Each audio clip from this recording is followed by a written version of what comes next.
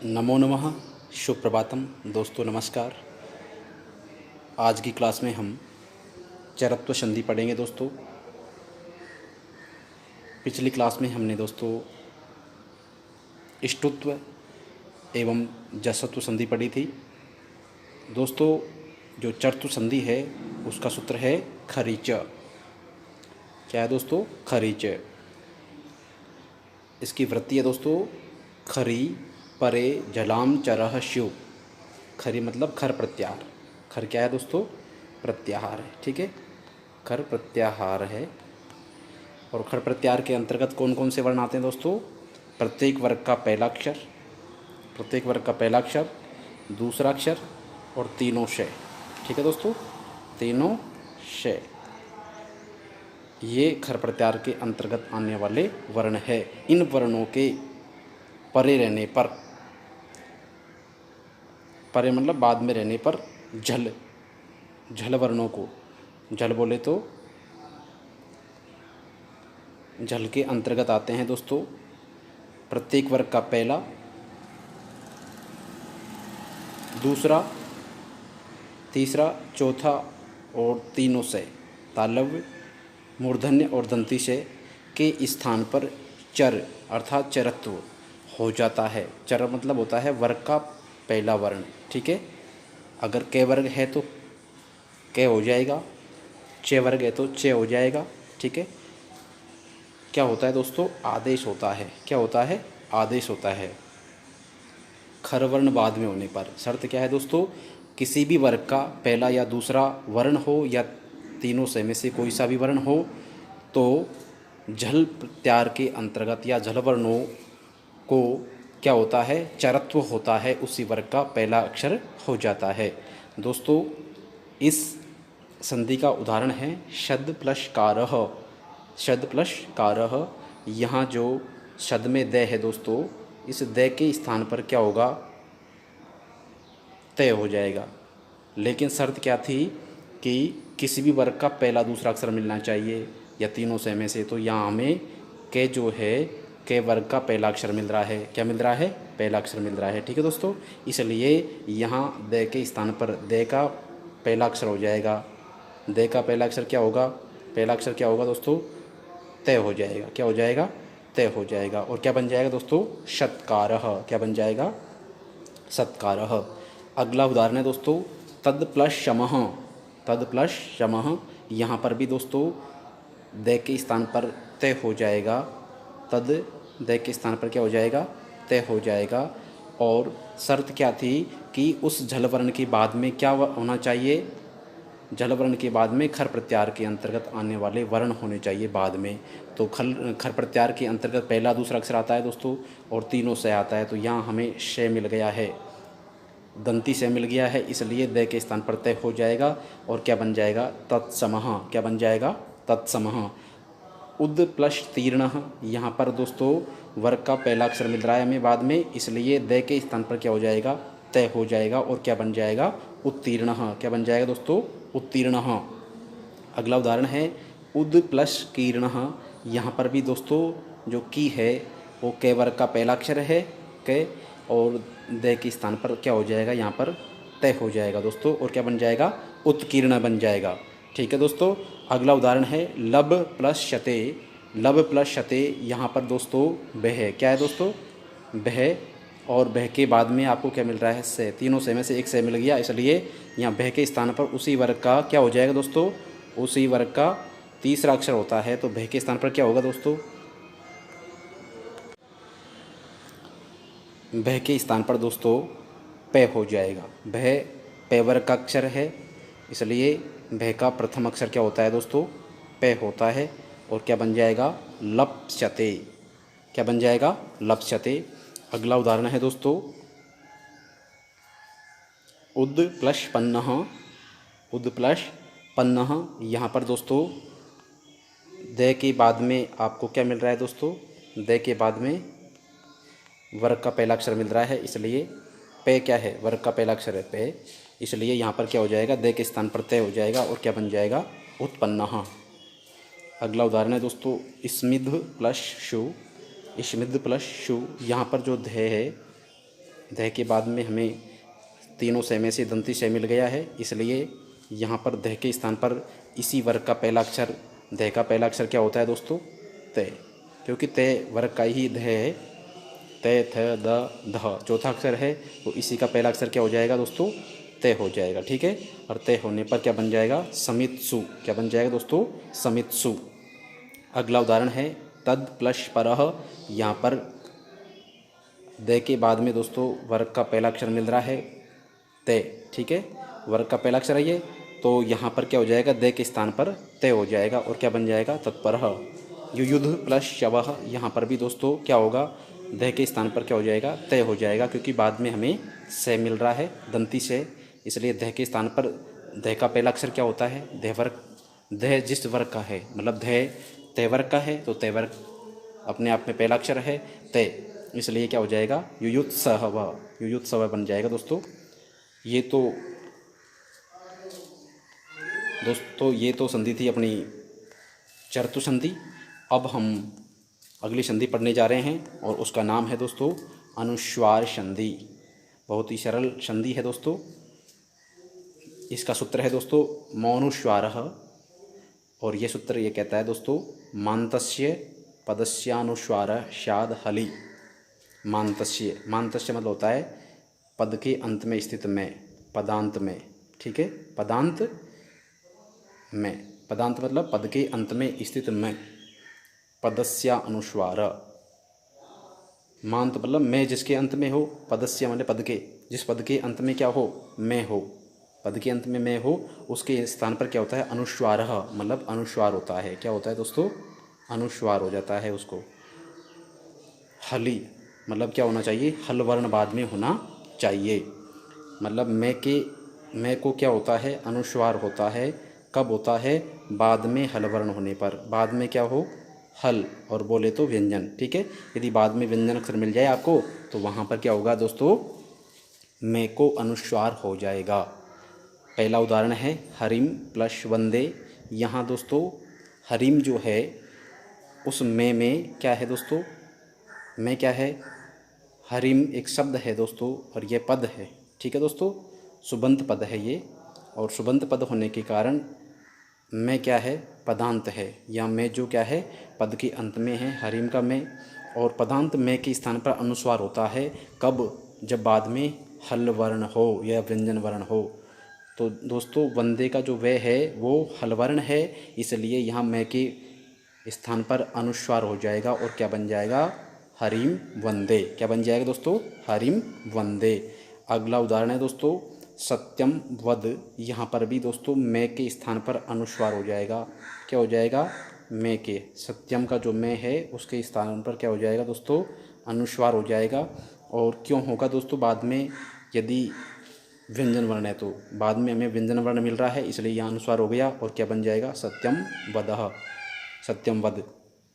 रामम नमामि। रामम में जो में है दोस्तों उसी के स्थान पर क्या हो जाएगा? अनुस्वार हो जाएगा। और नमामि का जो पहला अक्षर न है वो व्यंजन है, इसलिए यहाँ में के स्थान पर क्या हो जाएगा? अनुस्वार हो जाएगा और क्या बन जाएगा? रामम नमामि। अगला उदाहरण है प्रियम वद। प्रिय बोलो। यहाँ पर दोस्तों वे जो है, वद का वे है जो व्यंजन है, और व्यंजन से पहले हमें में मिल रहा है, और में कहाँ है? पदांत में है, पद के अंत में है। प्रियम एक शब्द है और इसके अंत में है, इसलिए इस में के स्थान पर क्या हो जाएगा दोस्तों? अनुस्वार हो जाएगा और क्या बन जाएगा? प्रियम वद। इसी प्रकार से धर्मम वद। ठीक है दोस्तों, या धर्मम चर। ठीक है, इसी प्रकार से बनेगा। अगला सूत्र है दोस्तों इसी का नश्चा पदान्तस्य जलि। नश्चा पदान्तस्य जलि।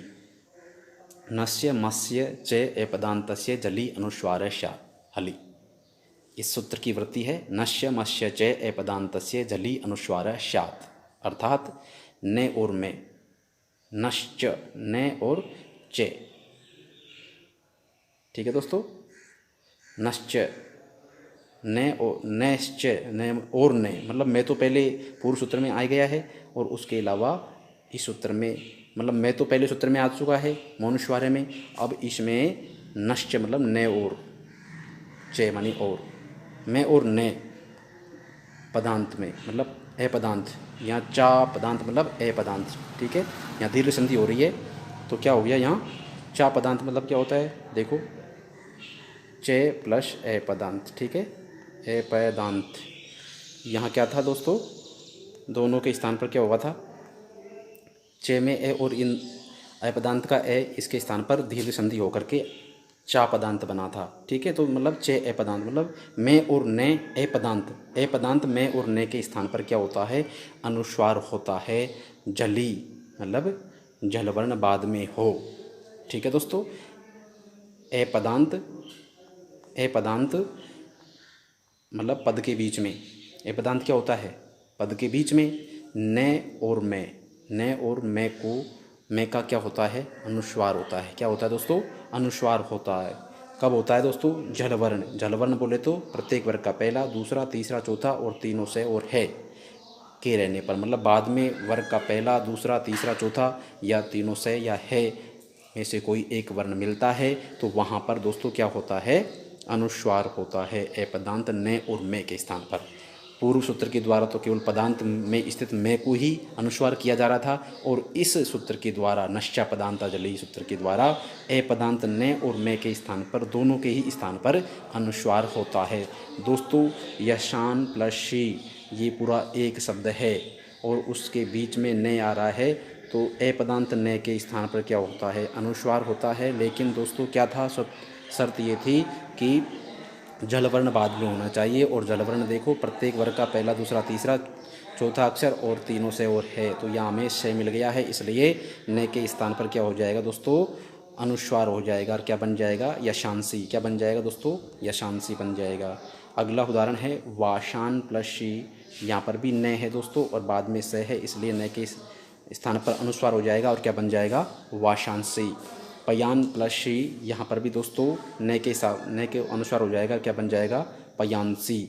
आक्रम प्लस शते, यहाँ पर में है दोस्तों, यहाँ पर क्या है, में है और ए पदांत है, पूरा एक शब्द है। आक्रम शते पूरा एक शब्द है, आक्रम और शते अलग अलग किया तो यहाँ जो में है ए पदांत में है और में के स्थान पर क्या हो जाएगा दोस्तों, अनुस्वार हो जाएगा। क्या था शर्त की जलवर्ण बाद में होना चाहिए, ठीक है, हमें जलवर्ण मिल रहा है क्योंकि से है, से जलवर्ण के अंतर्गत आता है, इसलिए यहाँ पर में के स्थान पर क्या हो जाएगा, अनुस्वार हो जाएगा और क्या बन जाएगा, आक्रमशते, क्या बन जाएगा, आक्रमशते। अगला उदाहरण है श्रेयान प्लस शी, यहाँ पर दोस्तों जो ने है उस ने के स्थान पर क्या हो जाएगा दोस्तों, ने के स्थान पर अनुस्वार हो जाएगा और क्या बन जाएगा, श्रेयांसी, क्या बन जाएगा दोस्तों, श्रेयांसी, ठीक है। इस प्रकार से ये अनुस्वार संधि थी। और दोस्तों अगला जो सूत्र पढ़ने जा रहे हैं वह इस संधि का अपवाद है दोस्तों। देखिए यहाँ जो मोराजी शमः कौ सूत्र है, यह सूत्र ये कहता है कि क्युबंते राजतौ परे शमो मत्स्य मैं स्यात्, मतलब मैं के स्थान पर मैं ही होता है, मैं के स्थान पर मैं ही होता है। किबंत और राजंत मतलब सम उपसर्ग के बाद में, सम उपसर्ग के बाद में या सम उपसर्ग के जो मैं के बाद क्विप प्रत्यय होता है, क्या होता है, क्विप प्रत्यय युक्त जो राज धातु होती है, कौन सी धातु, राज धातु होती है, राज धातु के रूप के रहने पर मैं को अनुस्वार नहीं होता है। सम उपसर्ग पूर्वक जो सम के जो मैं के बाद में जो क्विप प्रत्यय होता है और क्विप प्रत्यय से युक्त ऐसी कोई राज धातु हो तो उसके मैं को धातु के रूप में रहने पर मैं को अनुस्वार नहीं होता है। या यूँ कहें दोस्तों, यहाँ जो सम है, सम है, ठीक है दोस्तों, यहाँ जो सम है इस में को अनुस्वार प्राप्त था, ठीक है, सम के में को अनुस्वार प्राप्त था।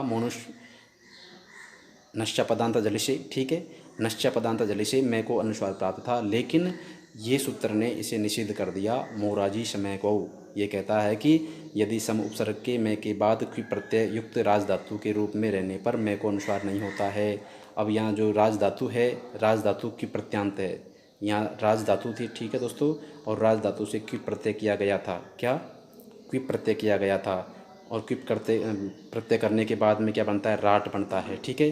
तो ये क्विप प्रत्यांत है, राट क्या है, क्विप प्रत्यांत है, तो इसलिए यहाँ में के स्थान पर अनुस्वार नहीं होगा और क्या बन जाएगा, सम्राट बन जाएगा, ठीक है दोस्तों। यहाँ हलंत होगा, हलंत लगा ले, टेके सम्राट, और टेके टेको जसत्व करेंगे तो सम्राट बन जाएगा। ठीक है दोस्तों, क्या बन जाएगा? सम्राट बन जाएगा। चरत्व करने पर सम्राट और जसत्व करने पर सम्राट। ठीक है दोस्तों। अगला उदाहरण है शम प्लस राजः। यहाँ पर भी जो राज धातु है, राज धातु है, उसमें भी क्या है? क्वि प्रत्यय है। क्या है? क्वि प्रत्यांत धातु है ये। ठीक है, क्वि प्रत्यांत धातु है, तो यहाँ मैं के स्थान पर अनुस्वार नहीं होगा और क्या बन जाएगा? सम्राजः। क्या बन जाएगा? सम्राज्य। अब दोस्तों एग्जाम में किस प्रकार का प्रश्न आएगा? जैसे सम प्लस राट बराबर क्या बनेगा? ठीक है, इस प्रकार का प्रश्न आएगा और आप सोचेंगे कि मैं के स्थान पर तो अनुस्वार होता है, लेकिन आपको ध्यान रखना है मोराजी समय क्वौ, मोराजी समय क्वौ, इस सूत्र को याद रखना है। और इसके अनुसार अगर राज धातु है बाद में क्योंकि प्रत्यांत राज धातु है, तो मैं को सम के जो मैं है, सम उपसर्ग का जो मैं है, उसके स्थान पर अनुस्वार नहीं होता है और मैं के स्थान पर मैं ही होता है। क्या होता है? मैं के स्थान पर मैं ही होता है और क्या बन जाएगा? सम्राट। सम्राट बन गया और इसी प्रकार से साम्राज्य बन गया। मैं के स्थान पर मैं ही हो गया, अनुस्वार नहीं हुआ। अगला उदाहरण है शाम प्लस राज्यम। यहाँ पर भी दोस्तों जो मैं है उस मैं के स्थान पर क्या हो जाएगा? मैं ही हो जाएगा और क्या बन जाएगा? साम्राज्यम। क्या हो जाएगा? साम्राज्यम। अनुस्वार नहीं होगा। ठीक है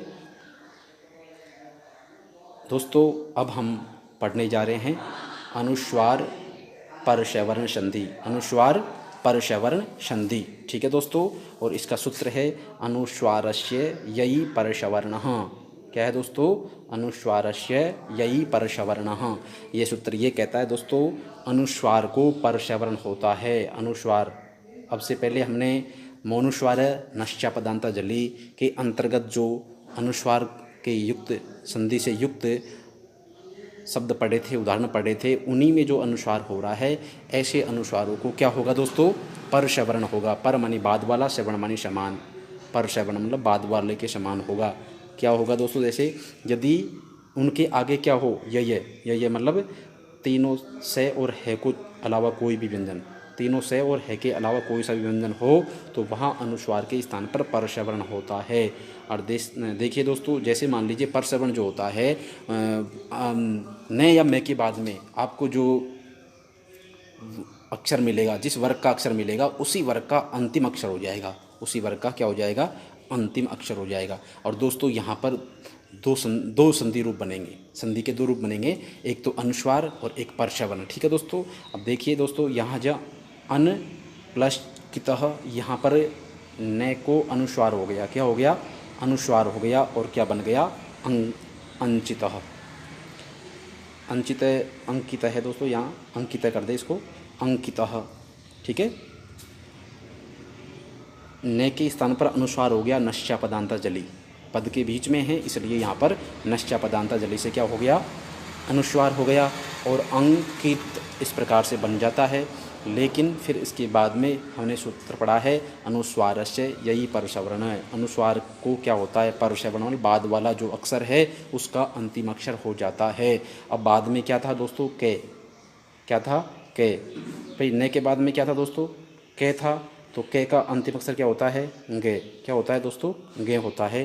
तो इस प्रकार से क्या बन जाएगा? अंकितः। क्या बन जाएगा? अंकितः। अगला उदाहरण है शाम प्लस तय। यहाँ पर भी जो मैं है उसको अनुस्वार हो जाएगा, किससे? नश्चा पदांता जली से, क्योंकि पद के बीच में है इसलिए अपदांत में है ये। तो मैं के अनुसार हो जाएगा, मैं को अनुसार हो जाएगा, और अनुस्वार होने पर तो क्या बन जाएगा? शांत बन जाएगा। और अनुस्वार को जब परसवर्ण करेंगे तो तय का अंतिम अक्षर न होता है। तय का अंतिम अक्षर क्या होता है? न होता है। तो क्या बन जाएगा? शांतः। क्या बन जाएगा? शांतः।